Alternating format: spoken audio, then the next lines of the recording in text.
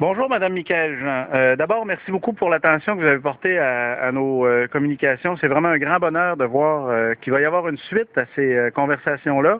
Vous me disiez dans un email à travers Madame Judith Zeller qu'il allait y avoir une conversation sur le sujet d'un programme de reboisement destiné aux enfants lors de votre prochain passage en Haïti.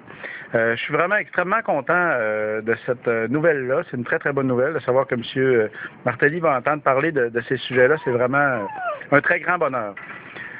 Juste une petite suggestion supplémentaire. Si vous fouillez un petit peu sur Internet, vous allez découvrir qu'il existe des projets comme le projet Carbone Boréal qui permettent aux gens de compenser leurs émissions de gaz à effet de serre en faisant planter des arbres.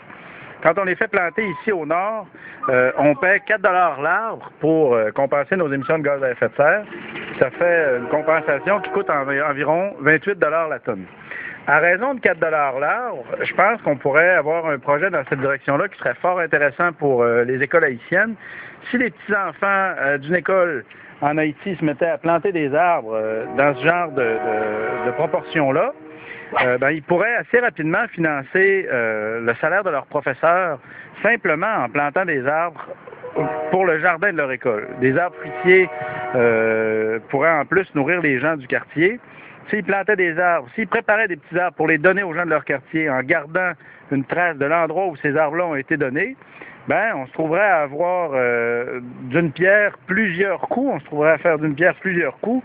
On se trouverait non seulement à créer un peu de solidarité locale entre les enfants puis les gens qui vivent dans leur quartier, mais on se trouverait aussi à financer les professeurs de l'école parce que ces arbres-là qui seraient plantés, puisque les gens au nord, il y en a qui sont prêts à payer 4 $ l'arbre pour compenser leurs émissions de gaz à effet de serre, on réussirait peut-être à en trouver qui, pour compenser les mêmes émissions, paieraient des arbres non pas au nord, mais paieraient plutôt des arbres au sud en Haïti, qui auraient en plus pour effet de non seulement compenser leurs émissions de gaz à effet de serre, sachant en plus que les arbres poussent plus vite au sud qu'au nord, mais il y aurait en plus comme effet de nourrir des solidarités locales, puis de nourrir carrément les enfants inscrits dans les écoles, puis éventuellement même de financer les professeurs. Si par exemple un professeur est payé, mettons, 300 $ par mois, pour ramasser 300 $ par mois, ou mettons 400 $ par mois, pour ramasser 400 $ par mois, il faut que les enfants de la classe plantent 100 arbres. S'ils sont 30 enfants, c'est un peu plus de 3 arbres par enfant par mois qu'il faut planter pour que la vente des crédits carbone liés à ces arbres-là suffisent à payer le salaire du professeur. Je pense que ce sera un projet intéressant à proposer, autant aux gens du Sud qu'aux gens du Nord. Les gens du Nord, il y en a beaucoup qui ont besoin de compenser leurs émissions de gaz à effet de serre. Nous, les Canadiens, dans ce dossier-là, on fait piètre figure. On aurait intérêt à soutenir des projets comme celui-là.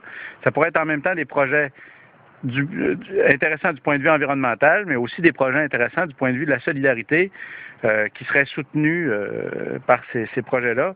On n'aurait pas seulement compensé nos émissions de gaz à effet de serre, mais on aurait contribué à l'éducation en Haïti en finançant des projets d'école qui seraient liés à ces arbres-là qui auraient été plantés par les enfants inscrits dans les mêmes écoles. C'est ce que je voulais vous dire aujourd'hui. J'ai bien hâte qu'on ait l'occasion d'en discuter ensemble de nouveau. J'espère que vous allez faire un passage en Haïti qui va être fructueux. Je vous dis à bientôt. Puis donnez-nous des nouvelles. Bonne journée.